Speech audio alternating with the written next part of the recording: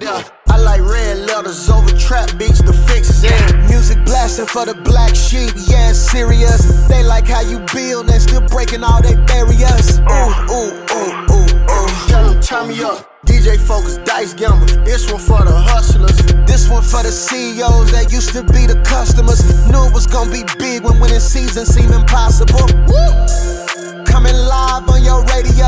What they want? That real and raw. Welcome back. DJ Focus, Dice Gamble. You tap back into the Fixx, your source for faith-infused hip-hop, R&B, and poetry. Y'all know what time it is.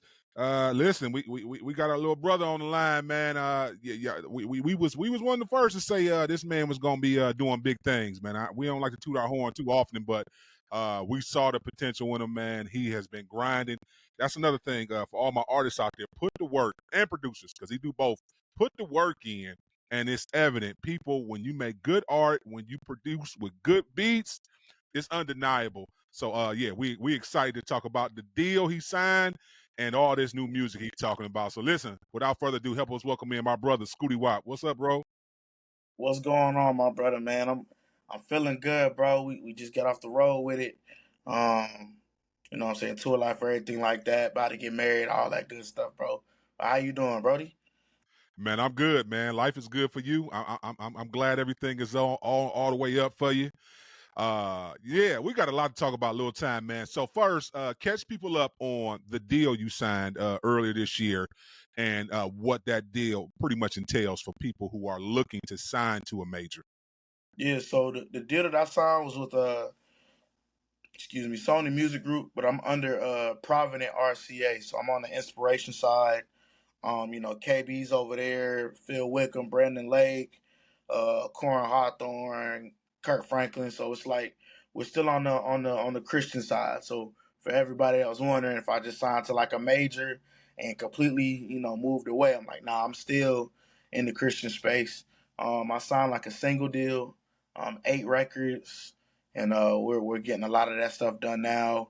Dropping stuff like Crosswalk, Freshie, No Weapon Remix, Spin Back, things like that. So yeah, it's a really good deal. It's like a developmental deal, just for me to see if I like the system, being more acquainted to following times and turning music in super early and pitching stuff and things like that. So I signed that in January, and we've been going pretty strong. I'm starting to get into the flow of things and kind of finding my lane and my stride. So yeah. What's the advantages of signing with somebody? I know, like you say, it's a short-lived deal, and you'll probably restructure it, if you choose to. But break down the independent compared to being on a label, so people know what's the difference between when you was just doing it by yourself, now having that major at least backing you a little bit. Yeah, of course, like first off, you got a different bag behind you. So like for me it's like the bread that I was making independently, like a lot of my other peers, now it's like that plus the investment from the label. And with that it just means you have to have a plan of what it is that you want to do whenever you do get that investment poured into you. And for me, I was like, okay, I want to start the apparel. Watching people like KB, who was literally built an empire from a record label situation, and HGA is like everywhere. I'm like, okay, this is how I can take what has been planted and given to me and multiply it. So that's a big step. Depending on how much you decide to take, you can take a high advance, and really change the trajectory of how everything looks, for your family and things like that. Or you can take a low advance, high percentage, and really like work your wrist with what you got. So that's what I decided to do, was the lower advance, and that way I can make them back what they invested into me quicker. Um, Independently, you don't have to worry about anybody stopping you whenever you want to release stuff. It's just whenever you feel like it. It's a good freedom. On the corporate side, it's you gotta be punctual. You gotta make sure that everything is mixed the right way. You need all your stems, your files to be able to send to like radio, to send to um broadcasting, to send to like companies, Colgate, things like that. Like being able to package it in a way you have the upper hand because you have the label, and however long they've been up and running, you basically have that backing with you. So I'm with a label that's 35 years plus in the game. Okay, so they're gonna look at my stuff first, before they look at the independent, because I have those people already vouching. Those are like some of the major differences, but nothing too crazy, because I also haven't seen like the full 3 year 30 something song deal structure. I haven't done that yet, so that's I guess the next step if I decide to take it. So talk about you spoke about KB, and I'm glad you brought up him when you talk about what he's done with his apparel, with his company, HGA. Who are you? What's your brand? What are you looking to, put out there for the people? Yeah, so I've already started. I got my LLC and the business, everything like that. It's called Star Baby Worldwide. STARRBAB WRLDWIDE. And it's just based off of Psalms 147:4. David is writing, it's a praise to the Lord, saying he counts the stars and he can call them each by name. So I'm just really embodying people knowing that they're uniquely made, and also like incorporating streetwear versus like just Christian apparel, because I feel like it's so easy to put like a very positive catchphrase on the front of a shirt in black and white, and it sells. I feel like the secular industry isn't respecting Christian apparel in the way that it should, and I feel like there's such value in what it is that we're putting out. So I got like the SB4L stuff that I wear to all my shows, and I make sure that all the designs are something that's easy enough for a kindergartner through like fifth grader to draw. So the SB, the S is for star, the B is for baby. The baby is that childlikeness that we want to embrace. So that's why all of like the sketches and stuff like that are very simple. The through line is very simple. We got everything from like the shirts, making it very exclusive. Like you cop this, it's only this amount of this shirt, and then it will never come back out. You get this amount of this shirt, shorts, hoodies, things like that, stack jeans, joggers, underwear, hats, you name it. Like whatever we can get our hands on, we're gonna make sure to put it out there. So we're really trying to change the perception of what Christian apparel looks like. Are you doing all the designs, or are you working with some other designers too as well? I do most of my designs. I work with my boy Keon Patterson, aka Fresh ATL. He's out there in Cali, so like he's printing up the shirts and stuff for me. I'm working with Christine. That's my homeboy Joel's wife. She's actually a really dope graphic designer. And then I'm working with Elias Vargas. He has his own brand too called Perception Control, which we're along the same lines of thinking when it comes to like the value of Christian apparel. So those are like my main ones. Of course, you got your Eli Littles. That's like the photographer. He gets all the shots. He can model stuff. You know, he's got the plugs and connects with different models and stuff like that. So yeah, the team is building up. You know, piece by piece. Yeah, and I'm excited for you, man, because I've been seeing the grind, man. What's that one thing you've learned, man, the last couple of years? I think the last 2 years for you, like you've really put the work out. What have you learned from the last 2 years that you kind of like wow, I didn't even realize, not only this is gonna happen, or God would show or reveal to me that I will be in these spaces doing these different things. Yeah, God was just revealing to me like, don't count yourself out, and kind of take a step back to realize like how far you have made it, not how far you need to go or you want to go. Um, everywhere I go now, like I'm going to these shows and I'm like, oh, people like yo, like you crazy, you going crazy, you dope, you dope. I'm like, nah, I feel like I got so much more that I need to do, but God is like, look at what you already done. Like in a Christian space, producing and writing for KB on his project albums, working with Cray on his project albums, and working with Reach and working with the RMGs and signing a major at 24, 25 years old. Um, I'm about to get married, like being able to get a house at this age. Credit is good. Like God is like, take that time to celebrate the wins that you do have. Um, and just to be authentically you in everything that you're doing. I was definitely in a place where of course, when you first start as an artist, you're trying to figure out what your lane is. Like, okay, what am I gonna sound like? Like, are people gonna accept this? Or is it gonna be received well? Well, God is like, nah, like you know what it is you got to do. Just not to overcomplicate it. So now a lot of my tracks, even like Freshie, like that was a super just fun, nothing too much in my head, like to write and record. It was just what comes out. So having fun, realize how far you have came, celebrate the wins, and continue to be who God created you to be. Well, yeah, keep having fun because that freshie is off the hook. I like how you just say. I felt like you were saying I was just bored one day and I made this little track. That thing smacked so hard. I'm like, oh wow. So if that was nothing, I can't wait to when you finally sit down and say, you know what, I'm all in because that freshie go hard, man. You come on, talk about it. I know you're getting ready to get married, man. So talk about just that new journey. And if I'm not mistaken, your future wife, doesn't she do music too? Yep, she does the Christian R&B. So we got an interest. So come on, when something dropping with y'all? Like I feel like it's a love project or something need to come out. Yeah, we working on some stuff now.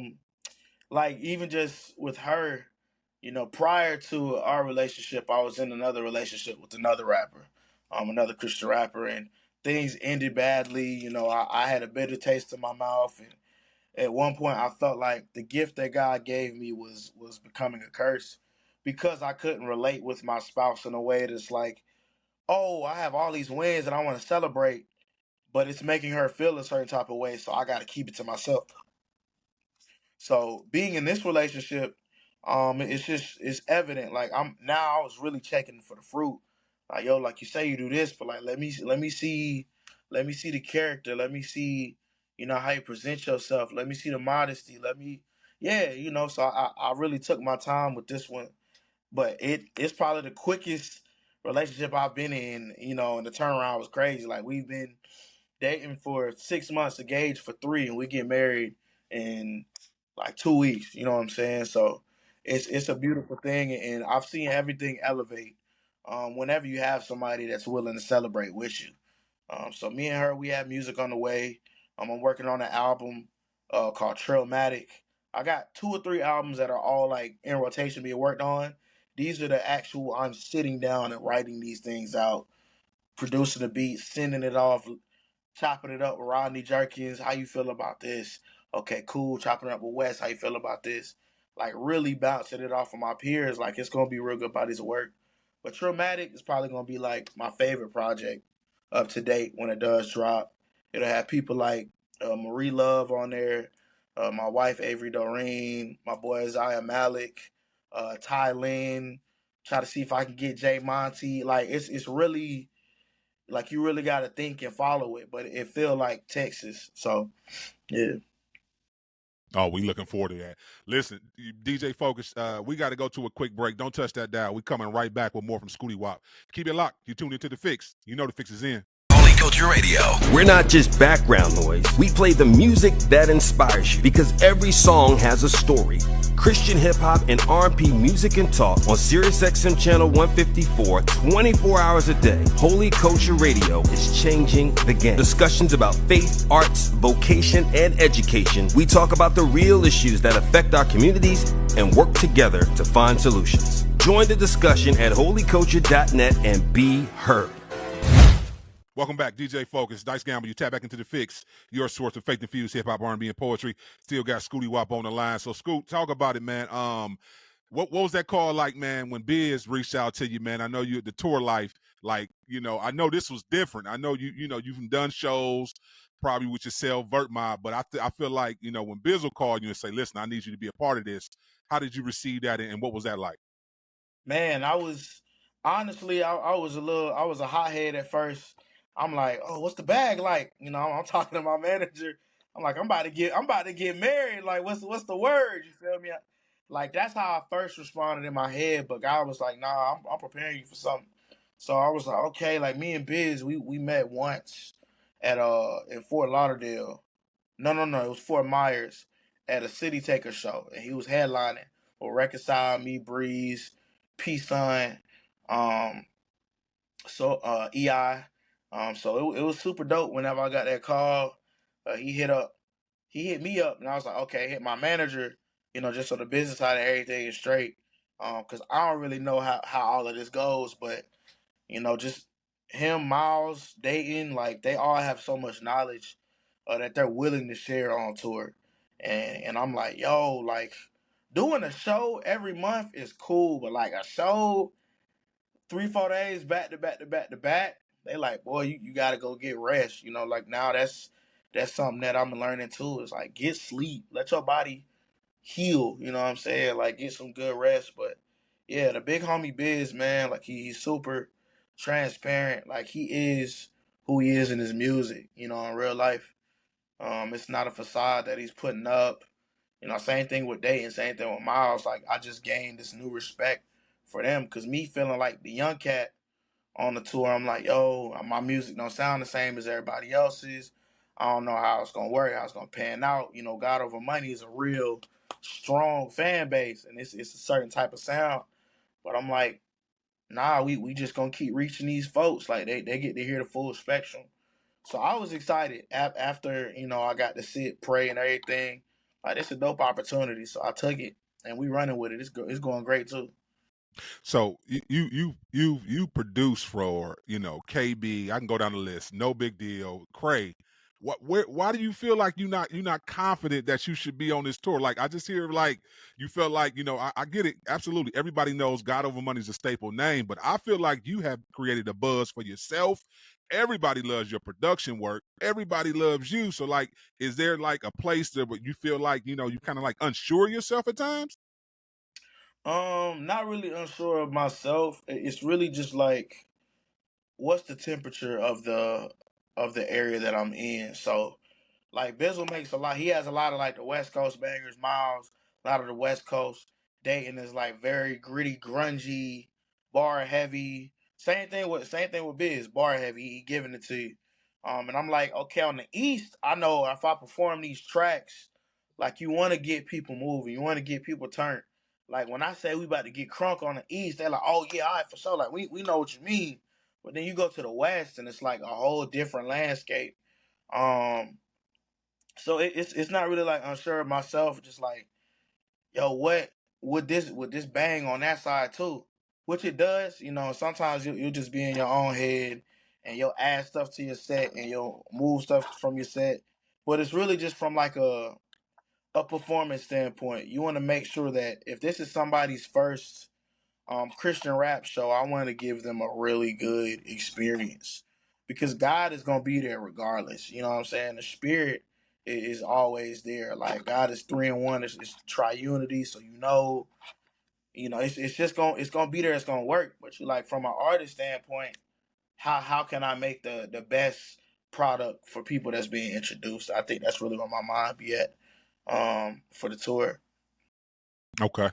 So I know y'all been grinding individually, but will we ever see a Vert Mob project again? Because I know you've been putting out bangers. Big Breeze every other week. I see him putting out stuff, and I know God Fearing and TJ doing their thing too as well. Will we see another mixtape or another EP from Vert Mob? Yeah, for sure. Y'all definitely will. It's really on me. You know what I'm saying? Especially with like the deal and everything like that. Like I wanted to go full force, just getting good rapport and getting used to the system and like showing my brothers, hey, this is the way that the industry works. This is the way that the business works. This is the way that we could, uh, capitalize on different opportunities. We need to make sure that this sound like this. We can go to this person to get this mixed this way. So yeah, the tape is on the way. I've been telling the bros, I'm like, hey, y'all drop something on the Vert Mob page, even if it's just two of y'all on there. Like, let's just, drop it out there. But we're working on stuff. It's definitely hard, with all of us being in different states. Other than me and TJ, like me and TJ live together, but like Breeze in the A, he holding it down. Like he's on a run right now. Got his tour and everything. God Fearing, same thing up north. But it's gonna come together for sure, and I'm excited for it. I told the boys, I was like, I'm coming with a vendetta though. I'm ready to rap for real. I'm trying to kill y'all boys on this project. So let's do it. So we gonna line that up by the end of this summer whenever I'm working on all my other projects. What's the one thing you would change in the industry? You know, I know you still kind of like fairly new to it, but you've been around enough. You starting to tour. You starting to work with more producers, more artists. What's that one thing that you would want to change if you could change about the business side of the industry? About the business, um, maybe putting things in layman's terms. You know what I'm saying? Like it's a lot of diction in it's a certain language that people are using whenever they're trying to convey a super simple message, like I did just now. Just like don't make it so hard. Just make it easy where people don't feel like they're getting cheated because they don't understand what's going on. And sometimes you can't dumb it down enough. Some people just got to do research. Um, but that's probably the only thing. I wish that it could be more simplified. Like if you want people to win, like make it easier for them. Like if I can provide the shoe and unlace it, all you got to do is tie them. I'm good with that, but I'm not gonna tie them. You still got to put in some effort. That's just industry. I would say like Christian industry. I don't know. I guess I would love for people. Yeah, I do know. I would love for people to embrace more of their testimony and not be super like cookie cutter with it. I understand in the beginning of most people's careers, they're like either very edgy or not edgy at all, to where it's like we don't really know who you are and how do we get behind you and we get to see your story. It's once a lot. I was lost, now I'm found. I thank you, Jesus. Like, and that's not bad at all. Like, I respect, that music, but you have to get to a point where people can see, like the smaller moments that it took to get here. You know what I'm saying? Um, and not just settling for, oh, this is a Jesus chant, and I know it's gonna get people moving. It's like, yo, like challenge yourself, and experience and explore what God has given you, that beautiful mind that you got. So that's probably the only thing on the Christian side. Do you think though?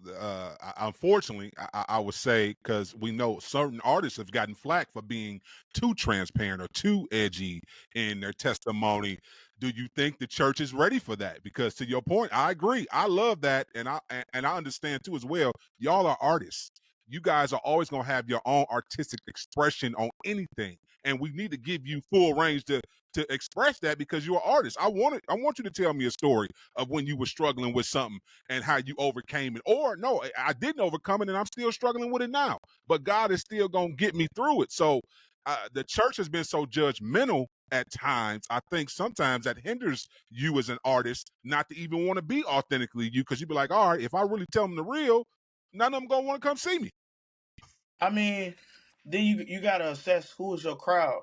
Are you gonna preach to the choir, or you gonna preach to the folks that's outside? Not saying to turn your back on the church, and become this, oh, like the church shunned me, I'm with y'all. It's like, nah, I understand that this may not be palatable for everybody, but the way that artists can make it palatable is if they have some sort of resolve.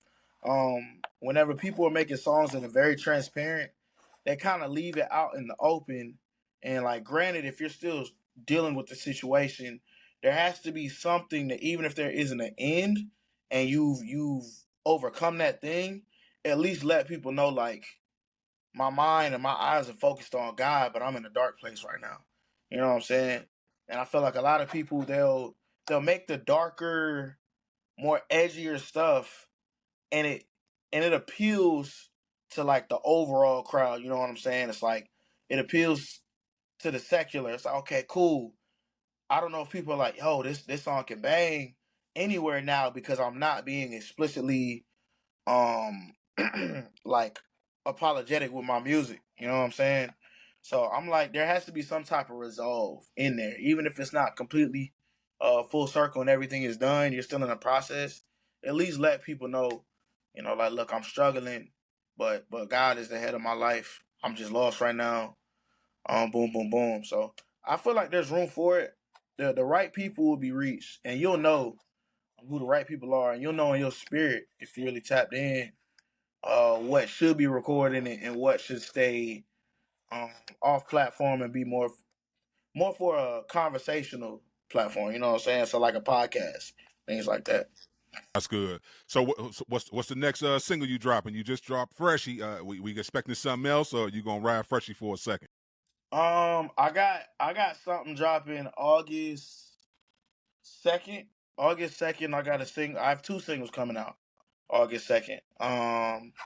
One with my boys Not Clyde 350 and DJ Mike LV, and then one with the GOAT of the space.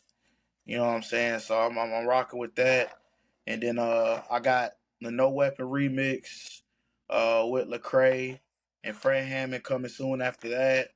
And then we got the Ghetto Lullabies project, which that's done. I just gotta get it mixed and mastered. That's 5-6 songs right there on top of the 3 singles. So just so you know, that No Weapon was already cold by itself. So now you go getting Cray and letting him bless it. So yeah.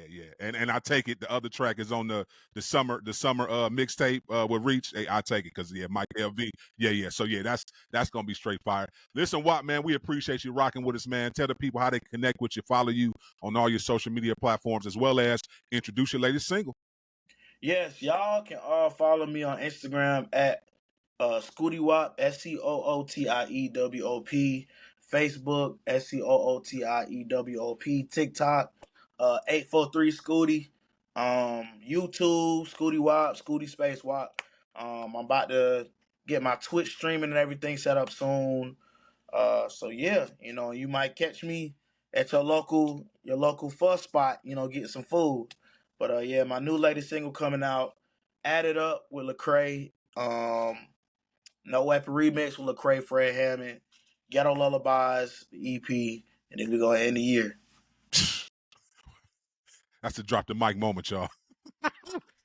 Hey, we got to go to a break. Go ahead and get this Scootie Wop in your spirit right now. Keep it locked. You're tuned into The Fixx. You know The Fixx is in.